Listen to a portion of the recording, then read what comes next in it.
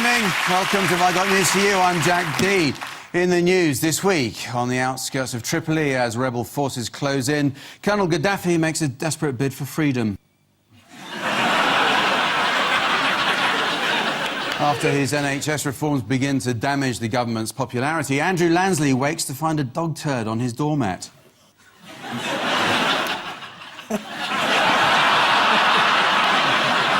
And there's a surprise in the cupboard for the new tenant renting out Russell Brand's old flat.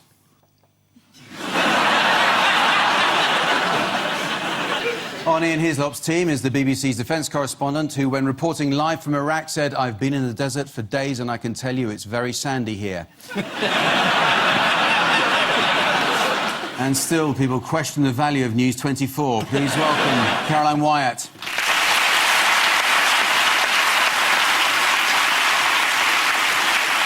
And with Paul Merton tonight as a comedian who famously suffers from OCD. It's the third time he's been on the show, but who's counting? Well, he is. And it's an odd number, that's why he's sweating. Please welcome John Richardson.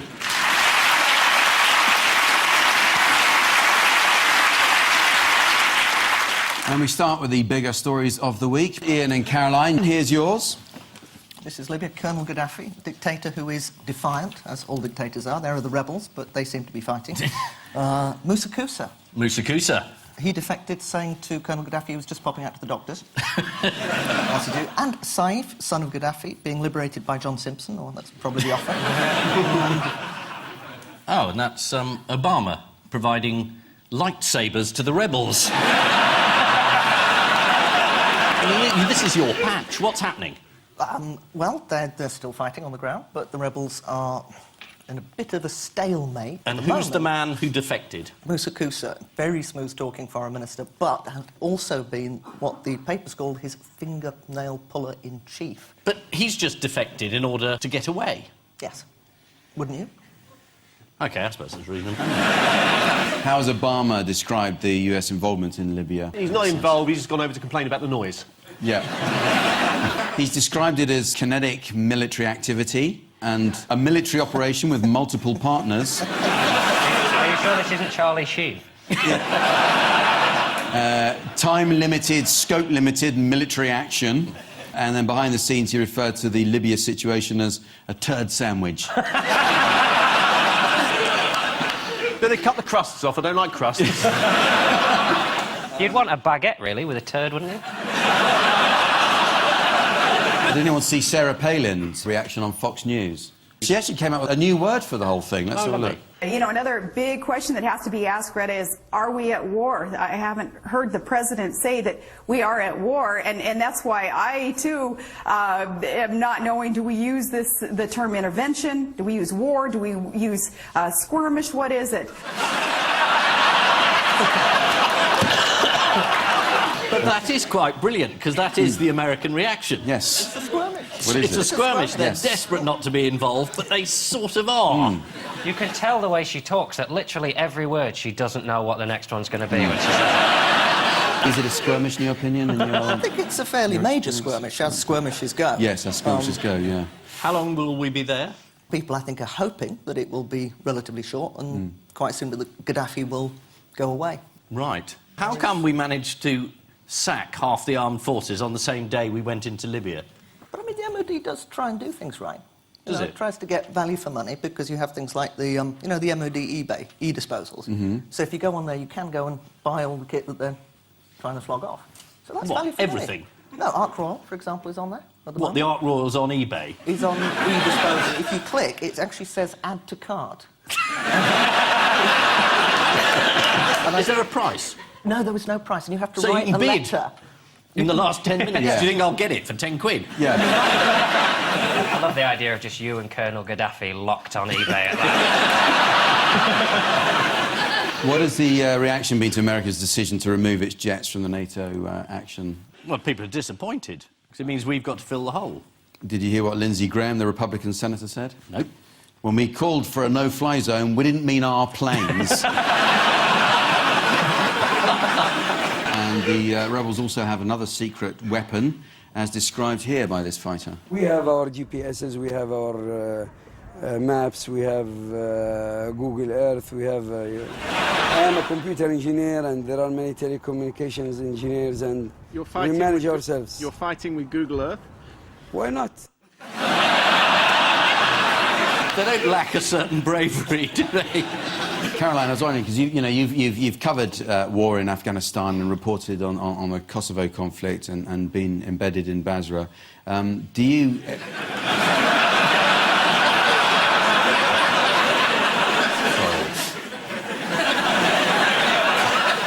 Do you ever miss the thrill of your early career when you were writing for Chartered Surveyor Weekly? It's more fun doing broadcasting, though, because you never know what you're going to end up doing. But when someone like you, or John Simpson, I often wonder, when you go somewhere on holiday and you turn up in the town, do people get worried? They probably would with John Simpson. They always did with Kate Adie. When Kate Adie went somewhere, they knew that it was serious. Get your stuff in a wheelbarrow and get out of here. It's the Arab Spring, which now it's reached Libya, has found its first cuckoo. The defection of Libya's foreign minister divided the British cabinet. Some ministers thought Moussa Koussa was a useful ally. Some thought Moussa Koussa was a terrorist sympathiser. And Eric Pickles thought Moussa Koussa was a chickpea starter. The balance of power has been constantly shifting, which has been particularly traumatic for the people of Brega, which is currently in the rebels' hands. Or, if you're watching the repeat, Gaddafi's hands. Or if you're watching this in a couple of years' time, on Dave, in Al-Qaeda's hands. Paul and John, take a look at this. That's Eton schoolboys, presumably. That's where the poor people live, with outside facilities. Nick Clegg looking at a spaceship in miniature, and... what a boring piece of footage. But that happened at 2:30. That's Edward, isn't it? So is it about sort of meritocracy stuff? Very close, yes. It's about Nick Clegg saying that fathers shouldn't give their sons opportunities in business. But, I mean, you can't stop that. That's what people do, because they want to look after their kids, and they want them to go to the best schools, and they want them to have the best jobs, so you can't stop that. No, well, let's move on then. Yeah.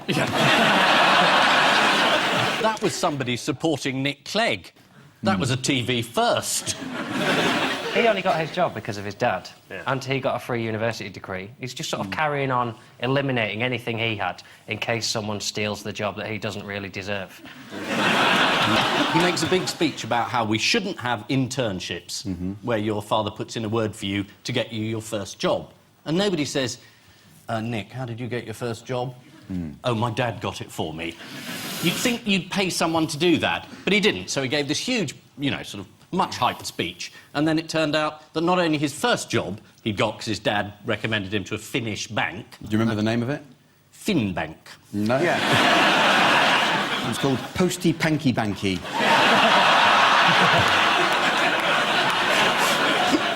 Yes, it's the bank that likes to say hurdy-gurdy, gurdy-gurdy.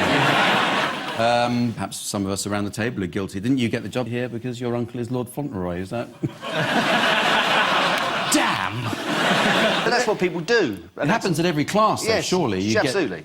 I said to my dad I wanted to be an astronaut. He said, there's a bloke down the road who's got a goldfish bowl and a bicycle pump. I'll have a word with him. And before you know what it was, I was on the move.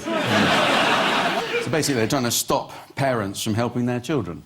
Yes, and they're trying to stop people like themselves getting into government, which is not a bad...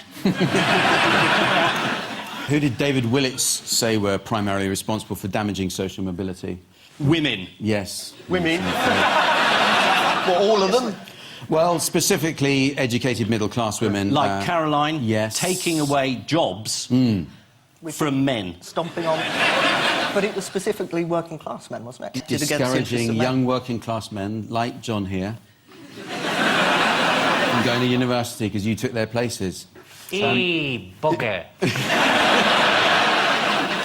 So, should we talk about Andrew Lansley? You must be feeling sorry for him, Paul. Well, to be honest, I've not been in the country for 3 weeks. So I've got no idea what's going on. Oh, right. He's the health minister. Oh, yes. He's had a bad week because his reforms have run into a few problems.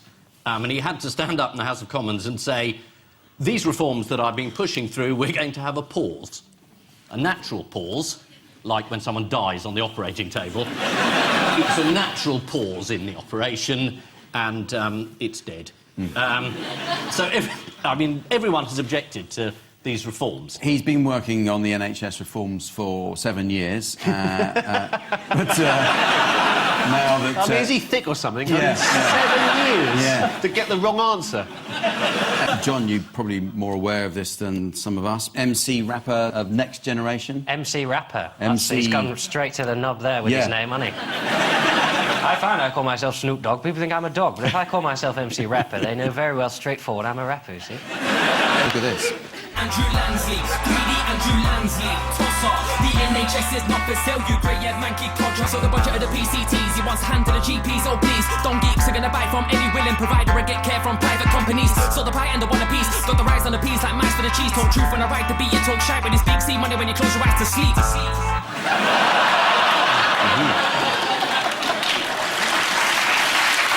I mean, a good point about the PCTs. He's left out the health authorities, though, hasn't he?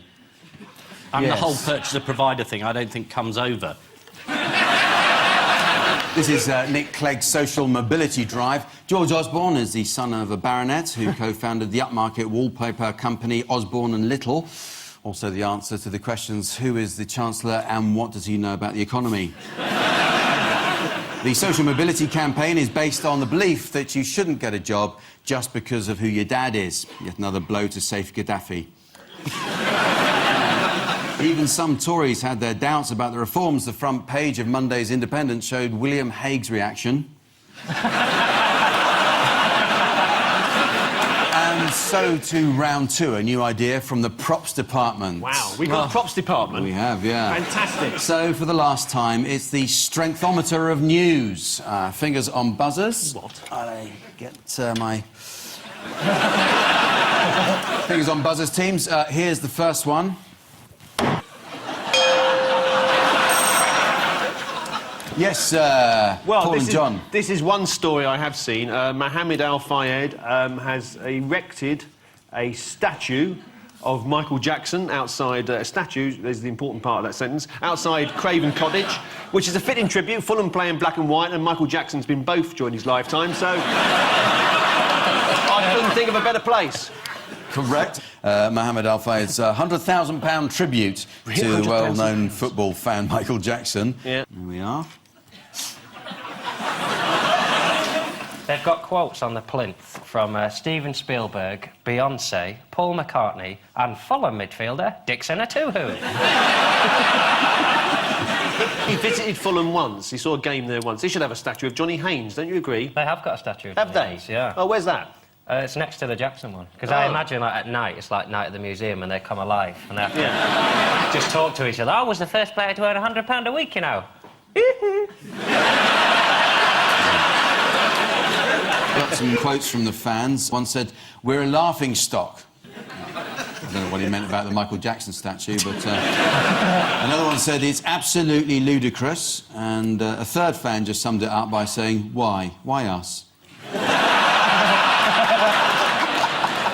What did Mohammed Al-Fayed say about it? Football fans love it. And, you know, if some stupid fans don't understand and appreciate such a gift this guy gives to the world, you know, they can just go to hell. Matt Blank, the spokesman for the Michael Jackson World Network fan club, wasn't impressed. He said, "The clothes are from the mid-'80s. They've given him the skin colour he had in the late '80s, and the nose looks like what he had done in the mid-'90s. It doesn't quite work." Defending the statue, Al-Fayed said that Michael Jackson loved Fulham Football Club, adding, "The last game he attended here, he was running like a child." Well, fingers on buzzers, teams. Here's the next one. Yes, Paul and John first. And this is a badger, and it's some police force somewhere has been attributing burglaries to badgers. Yes? They're completely right. Yes, Right, really? They are doing, So, yeah, there's sort of like broken twigs in the forest, which so badgers are going on this big criminal spree while you're watching your badgers in the back garden, these mates around the front nicking your car. Can't afford to investigate crime anymore, so they're just inventing spurious bullshit reasons. Oh, that's bloody badgers, that one, yeah. Is there any evidence against the badgers? No, there isn't specifically... Any confessions? Any They're evidence. them. They're clearly dressed like criminals. Yeah. It's... They don't know how to wear the mask across the eyes, got it the wrong way round, look. According... Stupid animals. There's a meerkat selling dodgy insurance round the back. Not dodgy in case that represents any company, of course, that sells insurance. I'm sure they're reputable as any. If that helps it. The reason why they're blaming the badgers, it helps the crime statistics look better. Instead of having to log it as a shed being broken into, they can say, oh, it was a badger, wasn't it? Yeah. In unrelated animal news, why has Luna, the German cow, been in the papers this week? It jumps like a horse. It doesn't really jump. Oh, have a look at this. I've seen it. I've bet on worse horses than this, I can tell you that.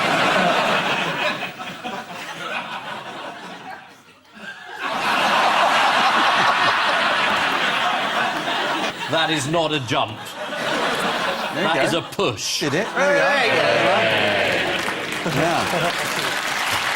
This is the news that police are reclassifying crimes to keep numbers down. As a result of this, Crime Watch will now be merged with Badger Watch, thereby making just the one unwatchable programme. Time now for the odd one out round. Ian and Caroline, your four are Nick Clegg, Wayne Rooney, Oliver Letwin, and City Boys, Harry Fields and Sebastian Marsh. Anyway, I think this is about people being caught saying things that they didn't mean to be heard. Because those two City Boys did an email? They did an email about one of the... I think one had a girlfriend, now ex-girlfriend, and his friend emailed him and said, would you mind if I had a go? And friend emailed back and said, no, feel free, but, you know, she's a bit difficult. And unfortunately, he'd CC'd in the ex-girlfriend. And then the email went to the friend, and he sent it to everyone he knew, and they sent it to everyone they knew. Yeah. Quite chummy, wasn't it? The tone was very much, hey, look, don't want to offend you. You know, I'd hate for you to get upset as a friend. I'd bang your ex-missus. To which the other one replied, wouldn't care in the slightest. To be honest, she's a The other one replied saying, have you got an email address? I won't tell her you gave it to me. Feel free, by all means. Just don't say I gave you her email. Good luck. You'll need it. And then he goes, I CC'd her in. Oh, my God. Are you still living with her? P.S. Might still have a crack. Nothing to lose.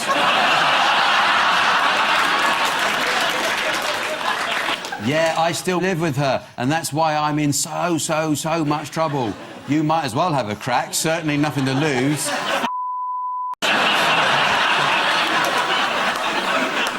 And sometimes there's one more email that says, things not looking great in the house right now. The thing with these stories, it's always like when a footballer gets caught doing something and you know this stuff they've done before that. When one email conversation like that gets to the papers, there are millions of people who talk like that and no one ever finds out. There's people you're sat next to, people you work with, who are actually despicable bastards. I'd go along with that. OK, so that wasn't meant to be heard. Oliver Letwin made a remark which was overheard by Boris Johnson. He said, we don't want any more people from Sheffield going on holiday. Why doesn't he want people from Sheffield going on holiday? I think it's something to do with airports. And Boris said this is what he said. Which isn't very loyal of him to report it. Not very loyal of him, and it's quite something to sort of out-gaff Boris, isn't it, as well? Maybe that's why he was upset. Nick Clegg had a microphone problem, and he said, coming out with David Cameron, there's nothing that we disagree on. We'll have to think of something. Yes, he did. I think we've got a bit of footage. Nick Clegg, David Cameron. Thank you very much. I'm sure there'll probably be television debates. We hope they'll be a bit better-natured between the two of us, but it will be interesting. But anyway, thank you very much. You've been a fantastic audience. It's been lovely to come here today. We keep doing this. We won't find anything to bloody disagree on in the bloody TV debate. Caroline, do you think we should go to war against the Liberal Democrats? Or is that too harsh? Too harsh. That's who Sarah Palin thinks she is going to war. The Libyan Democrats.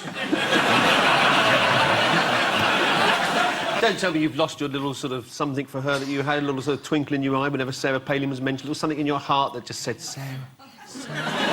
Just because I don't agree with all her views doesn't mean I've written her off as a woman.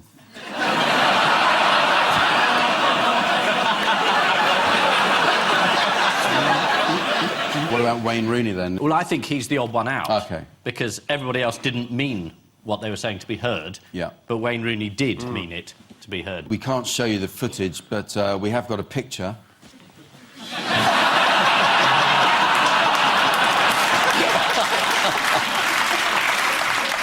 He's full of anger, isn't he? Yeah. I keep reading he's very angry. Yeah. And he gets more angry the more goals he gets. Maybe football isn't the game for him after all. He did issue an apology afterwards. Anyone know what he said? Sorry. He said, emotions were running high, and on reflection, my heat-of-the-moment reaction was inappropriate. So, he does a lot of reflecting after the game, does Wayne. He's, Yes, so they've all been in trouble for remarks they've made in private, apart from Wayne Rooney, who's in trouble this week for remarks he made to camera. The Independent claimed that Rooney was responding to chants of, "You're just a fat granny shagger." Although how he could hear Colleen above all those West Ham fans is beyond me. OK, Paul and John, here's yours. Charlie Chaplin. Never heard of him. Goldfish in Stockport, Baroness Varzi, and a house in Swansea. The only house that's been in the news is the one that looks like Hitler, that I'm aware of. There's a house in Swansea that looks like Hitler. Hitler's only got one hall. There's a house that has a sort of porch and a sloped roof that looks a bit... Yeah, Nuremberg rallies when he had a bit of guttering around the side of his head. Well, there's the connection then. If there's a house that looks like Hitler, there's Charlie Chaplin with the Chaplin moustache, which later was appropriated by Hitler. So we got, is the Goldfish or Baroness, what's her name, got a Hitler moustache? There is a fish that looks a bit like Hitler as well. Oh, that lets us off then. So Baroness, what's her name, is the odd one out because she's the only one that doesn't look like Hitler or ever been compared to Hitler. Yeah, they've all been likened to Hitler, apart from Baroness Varzi, who has recently been likened to Goebbels. Oh, really? After she claimed in an article in The Sun last week that the alternative vote system would give more power to extremist parties. So I have to now show you a picture of the house that looks like Hitler. I'm on tenterhooks. Yeah, sort of. He wants to get rid of that pole in front of it, by the way.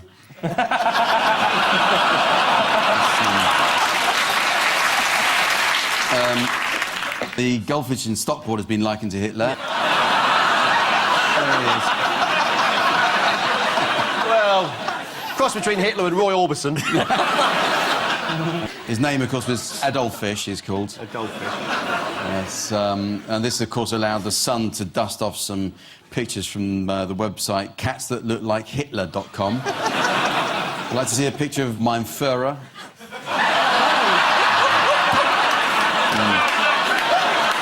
That's fantastically good. It actually looks more sinister than Hitler. I'd rather have Hitler on my lap than that cat. Well, you know your own business best. Time now for the Missing Words round, which this week features as its guest publication the Daily Sport. To mark its sad demise, we're using the paper that brought you headlines such as World War II bomber found on moon, and followed that with World War II bomber found on moon vanishes. So we'll start with this. 1,000 line up for what in Cardiff? Anne Robinson Punchathon. Train to London? No, the answer is free donut. Oh. Yes, this was at the opening of a Krispy Kreme store, which, incidentally, is Cardiff's first health food shop. By the way, don't be embarrassed, Wales. People queue in London too. Admittedly, we get an iPad at the end of it. Next, aliens turned my son into what? Liberal Democrat. I think I remember this from the time. Is it an olive? No, it's not an olive. The answer is fish finger. I'm surprised you didn't guess that. This is a classic Daily Sport headline. You may well laugh, but it's true. Have a look at this genuine documentary about the Daily Sport. Can you describe the object? It's a big, like a spaceship thing. I was looking up to it. I've gone to approach my son Lyndon when a gust of smoke was come. Where did smoke come from? From the bottom From of the the bottom spacecraft? of the spacecraft, yeah. I was frightened to approach him because I was frightened as well. And I've gone to get him. This gust of smoke's come. Lyndon just disappeared. And all I was left with was a fish finger.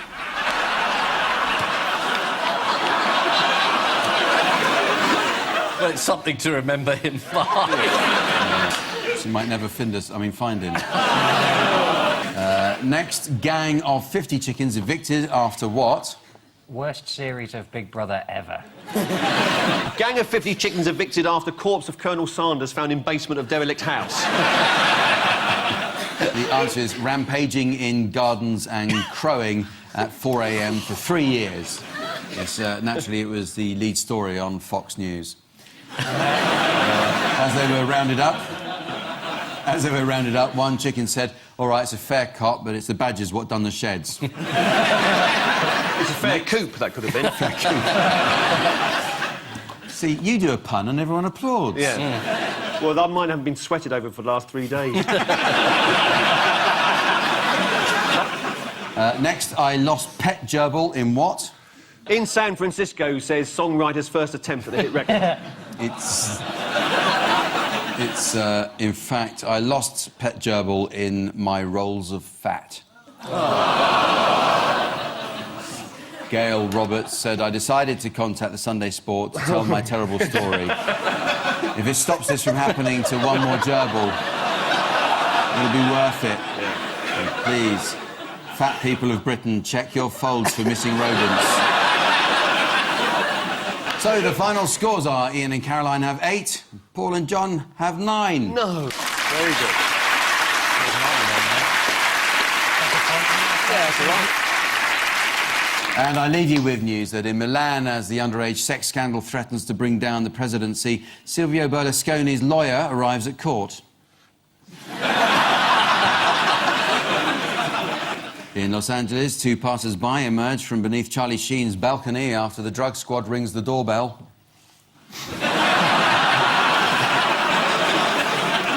And outside Benghazi, a Libyan rebel follows the only instructions provided with the British-made rocket launcher. Good night.